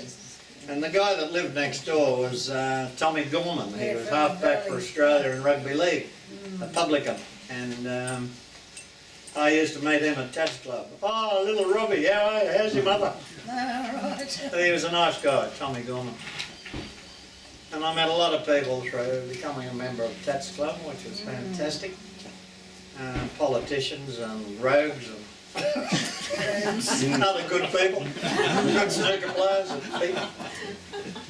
And my boss, Frank Rivers, he was in the First World War. He was gassed in Germany somewhere, and he said, "You got to put your name there and become a member of CAT." And he was on the committee, and I said, "Look, every time I go there with you as a visitor," I said, "all these old guys are there, like Vincent Gear and whatever." And he said, "No, I'll put your name down." 9 years later, I got in. And I was good. I was in my 30s, or the late 20s, and that was just a fantastic association. Speaking of winning and not running second, EJBFC and punters behind it. Whatever it was, 1982, Sangster. Did he marry Susan Renouf? Yes. Oh, you got Robert Sangster, yeah, he brought this horse over from America. American horse had never won the Melbourne Cup, right? And Twanger used to go around when you'd be there a few weeks before the Melbourne Cup, want to buy a ticket in the speed, clang, clang, clang. You'd say, yeah, give him a couple of bucks. And anyway, who draws Belledale Ball? Bob! And Tattersall Swift. Bob the Belledale Lucky I boy. didn't run second, whatever day they ran the race. But, Champagne decision. and I can't tell you any more stories other than this. Belledale Ball hit the front in a Melbourne Cup, 3 days later. 800 metres out. 3 days later. And they all thought, it's going to be past, it'll run out of puff, bang, bang, bang, and Belledale Ball won by about 4 lengths. Yes! Bob's up. Tattersall Swift. What was it worth? Show them your diamond, darling. It's called Belledale Ball. Belledale Ball is now hanging on a finger. That's the one that went all bloody. That finger that showed a lot of... No recycling of your blood. It's a true story. Tony's got one as good as that. Come over, Tony. Come on. We want to know all stories. Irrelated, I mean unrelated, related. Those guys know more stories than I do. Not appropriate for the gathering. You've got 6 brothers and sisters, 7 brothers and sisters, you know a lot of stories. Smithy, The only story I've got is Go on, Smithy. He brings it in writing, he's only got one story. it was just the problem. No, I went fishing once with Bob there, and we went up a few times there, but we were up there one night at staying in that place near Eurong there. Eurong, yeah, I remember. Yeah, That was the yeah. only place that had a pub on Fraser Island, so we stayed there. Yeah. Anyway, they're pretty. This was my first trip, and they're pretty athletic type of trips, really. You're on the go. You gotta be in the fit. morning. You got to be fit. You're on the go, and then after we finish fishing, we have to talk a bit. And of course, Bob was not too bad at that, for talking a bit. No didn't say a word. And then then we'd have a few more drinks and then go to bed. Well, anyway, I woke up one night about 1 o'clock in the morning, and I didn't realise that Bob was such an excellent cook. We'd caught a lot of dart. I don't know if people know dart, really. You catch them. We know small dart. You throw them back. You don't eat dart. You just can't eat dart. But Bob was convinced that dart was actually like a fine table fish if prepared correctly. Thin. Yeah. Anyway, I wake up at 1 o'clock in the morning and Bob has the dart out, preparing the dart, cooking it at 1 a.m. in the morning, smoke everywhere. And Was it on fire? Pretty close, and then he brings you the dart, and then your only choice is to say, well, is this dart good or bad? Well, you have to say it's good at 1 o'clock in the morning, otherwise... Were you asleep when you said it was good? Yeah. But anyway, mate, that was an excellent trip. I remember it well. I went on. Yeah. And Smithy was a great mate of Len James that I knew from at work, is that right? How did you meet Lenny? Oh no, I went to school with Tony. Oh no, Columbus boy, like, yeah, Marcus and Jeff, and that's fantastic. Do you still cook a little bit, Paul? Not at all, no. That does it all.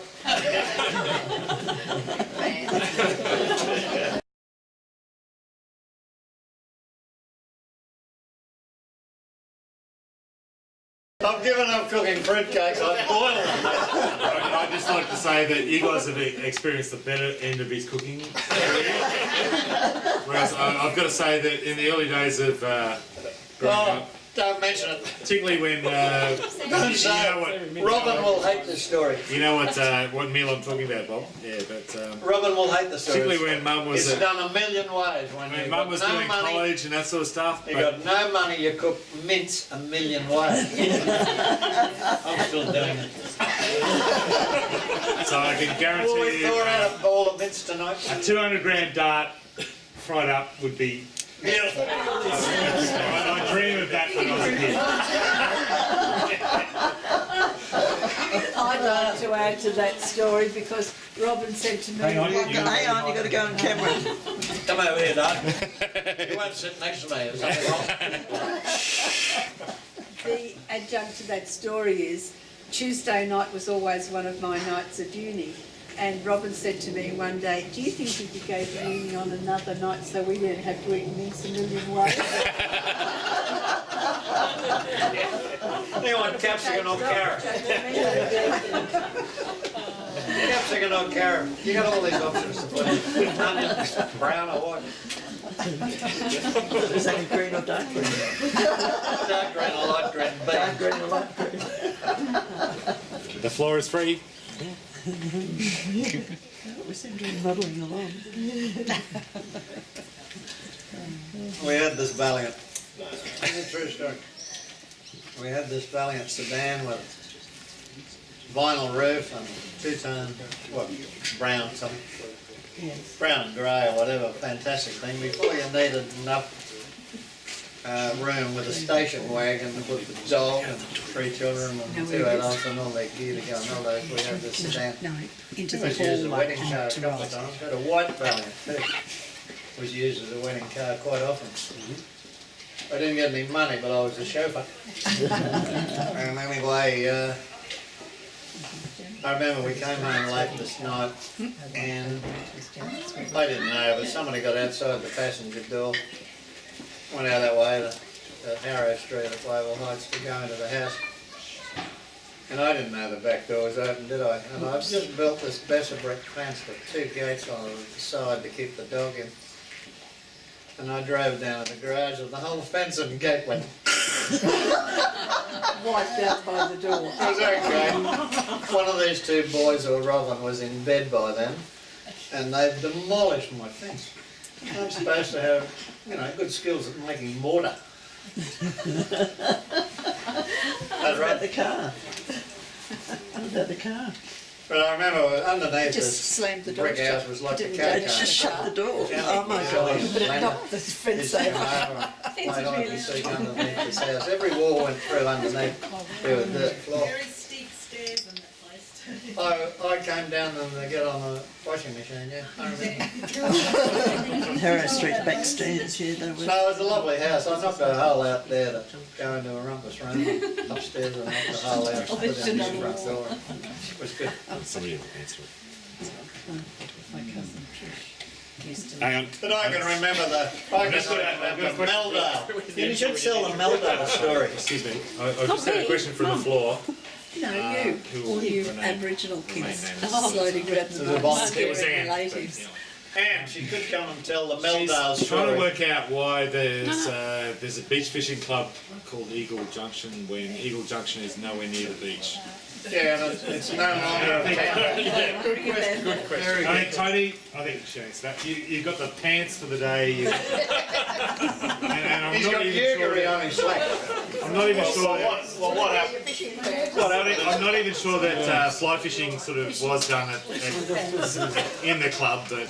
I think why we got called the Eagle Junction Beach Fishing Club, there's two reasons. One is we lived at Eagle Junction. That's a good reason. That was the primary reason. There was a train there. And the other is when we went the previous year, Bob, we go to a Huron and there's a bloke, a wormer there, and we buy the worms. We give him half a dozen cans of beer and you get your worms. He wouldn't take money. And whenever we go there, Bob would always say, "Have the Banyo boys been through?" You know, Well, the Banyo boys beach fishing Caboolture club. boys, how did the Caboolture boys go last week? You know? And so we decided we had to call ourselves a name. And we lived at Eagle Junction, so that was as good as any. So, Nothing to do with. if I can read it into today's, it's like a gang thing. It's like you're the EJ boys. Harley Davidson. Yeah, something similar to that. Yeah, so the EJ boys. So we had a fishing rod instead of a motorbike. No, you'd stay the night over at the Rainbow Beach Hotel. If you've ever been there, it's fantastic. Right on the beachfront next to Caravan Park. And it's got excellent facilities and a good bar. And you'd get up there Friday night to catch the barge with your vehicle over to Inskip Point and then go up the beach to Huron, halfway up Fraser Island, which is 90 kilometres long or something. And when you got up there going through Pomona or somewhere on Friday night after work, it's pretty late, but you know, you're booked into the hotel, the bar's still open, and you go down and have a drink, and there's the Banyo boys having a drink on their own, and there's the Bramble Bay Fishing Bowling Club having a drink over there. Way too much And information. we wanted to put a plaque on the wall, you know, the Eagle Junction Beach. I think the short answer was they came from Eagle We Junction. got ahead. Yeah, that's the short answer. You got to have a club connection, but I think you're on your own. Just fishing on your own.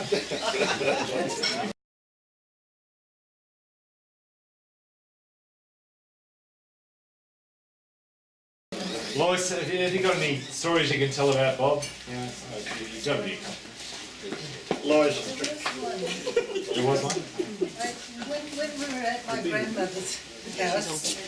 Talk about the sheep. You can sit down there, darling. That's all right. The sheep.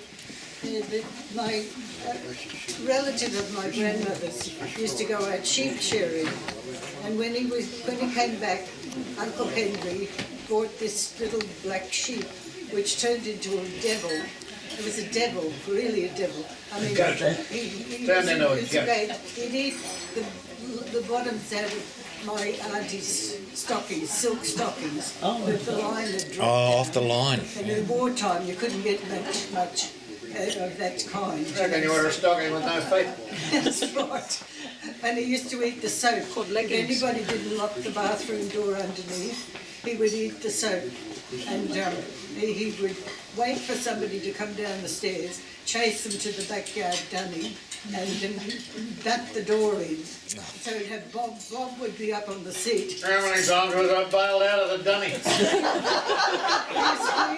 They got a sheep trying to get in there to eat you. Screaming Like sheep. screaming out from Mother burnt the house down. Mum's upstairs in the high stairs house. You know, she couldn't run down the stairs. But one time he came up the stairs, and she didn't like him much, and because she had to fight him all the Bob way. or the sheep? The sheep. She didn't like the sheep. She was trying to protect her son, who wasn't able to do it himself. So at that stage, he couldn't fight Whiskey. Whiskey was a part goat, I think. But anyway, he came up the stairs one night, up into the high house, into the stairs, into the kitchen, and Mum got the broom, the straw broom, and she swung it as hard as she could and knocked Whiskey down the stairs and went roly-poly-poly all the way down the stairs. And my grandmother screaming, "He'll be killed, he'll be killed." And at the same time as she knocked Whiskey down the stairs, she knocked the neighbour's beautiful china tea set, like cup, saucer and plate, that she'd sent in for my grandmother to have afternoon tea on. So, She was a bad golfer too.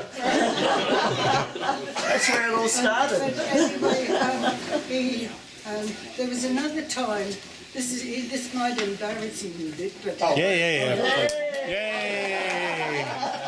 we were up at my grandmother was born in India on my father's side, and she and her husband were married in Jabalpur in India. He was in the British Army, and they came back to Tipperary in Ireland, and they had all these boys, no girls, and anyhow, when we used to go, this used to annoy my grandmother Phillips, who was my mother's helper and used to mind us while she went to work. And she used to get annoyed because Mum would always take something up Mother's and Father's Day, walk up to Morningside to their house to take this presents. And she thought that was going overboard a bit. But anyhow, we went during the war years. My grandmother Hunt had the home, and she took in the relatives whose father was in the army. She took in Marion and the two kids. Anyway, there was the night we were visiting, there was all this laughter going on in the front veranda, and the two my cousins were a bit racy, and they said to Bob, "Show us your penis." So he pulled his pants down. No party tricks today, though. And I got the blame for that. When you pull my pants down.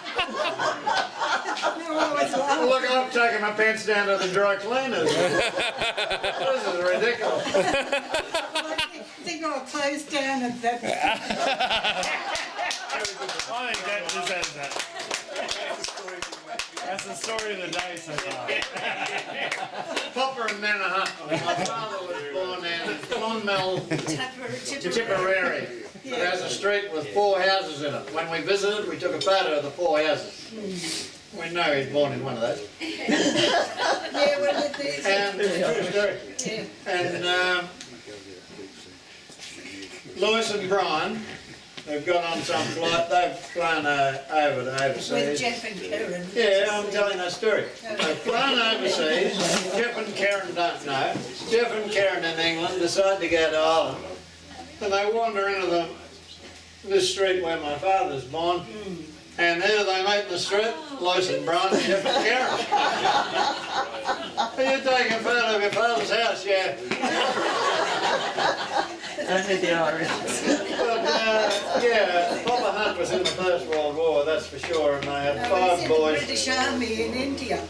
In the British Army. Well, when the potato famine's on, you want a job, you join the British Army.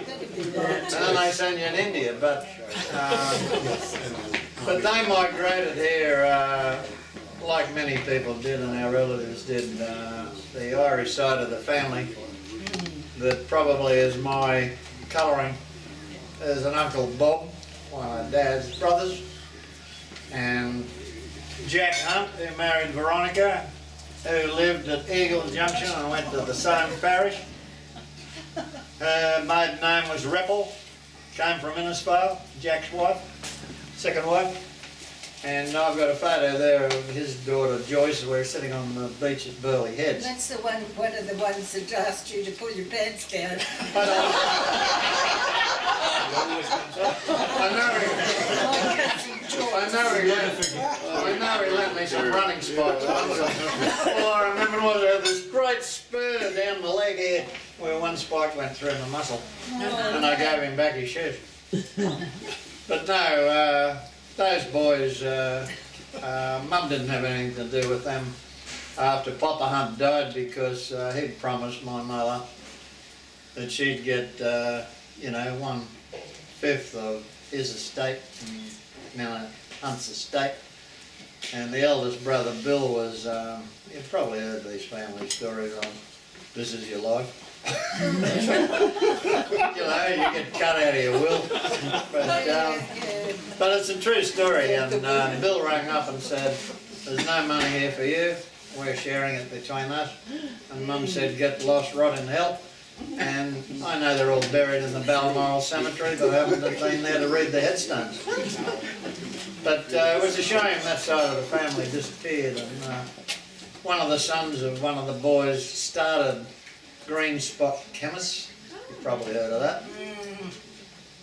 He was a Hunt, and we're famous. You look for a green spot. Well, look at the front headline, Hunt for Murderer. It's on the right colour. Hey, Hunty. Yeah, that's right. True story, tell Gary.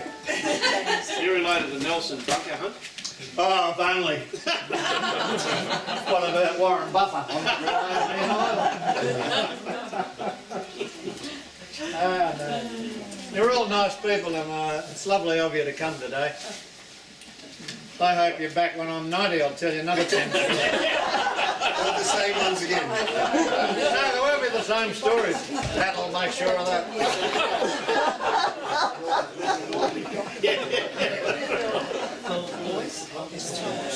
Home this night, and the battery was Hang on, flat. I thought Pat was going to tell the story. She is, but the battery was flat.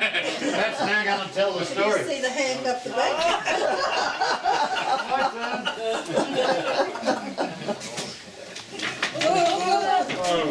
That's going to tell the story. I presume it's the story when one Christmas we needed a fresh Christmas tree because we didn't own an artificial one at that stage. And so Len said, come to my place, I've got a big tree down the backyard, we'll climb up and cut off a branch. Oh, and it was after one of the City Mutual Christmas parties, and Len and Bob had had a few little tipples. And so we drove down and parked in the back of Len's place, and the big pine tree is up there. And so he and Bob, in their slightly intoxicated state, You helped us get up the tree. decided to climb up the tree to find a suitable branch for a Christmas tree for us. And the fellow next door, while they're up there, he's been to a party and he's in a worse state than them. He comes down the driveway, and Len from up in the tree, and I can't remember the fellow's name, perhaps... Where was this one? Which house? Not the big one at Eagle Junction, but the further one down... Jackson Street, Street. yes. Remember that, Yes. that big tree? Well, Len and I were up it. So what was the fellow's name next door? Rollison. Rollison was his Christian name. Anyway, I know the bloke who made it. Len God yells spoke out, to him this "G'day, night. Bob," or whatever his name was, and this fellow went, Good, good the was boys up had there. spoken to him right there with the There were two gods up the tree. and these two just about fell out of the tree laughing. No, that wasn't the story I wanted you to tell. The story was when the battery was flat. In this big Ford, this night, Len drove me home with one eye shut, and when we waved him goodbye, the car wouldn't start.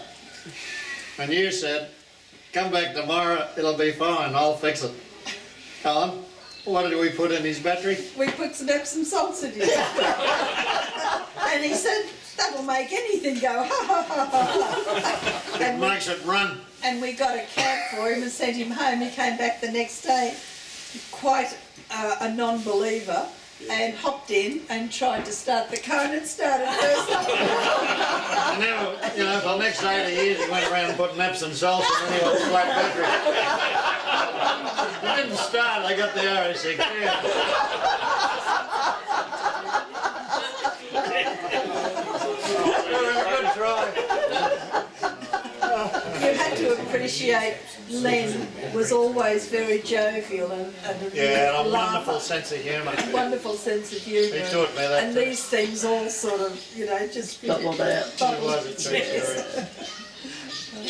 Yeah, he came with us the night we celebrated Bill Dale's Bulls win. Sorry with you guys, I didn't have enough money then. You could have come. Okay, clearly as MC, I've lost control of the situation. It's just free for all for now. Yes, Thank you, and good night. Congratulations to the MC and the photographer. Yeah. If you ever want to see this film,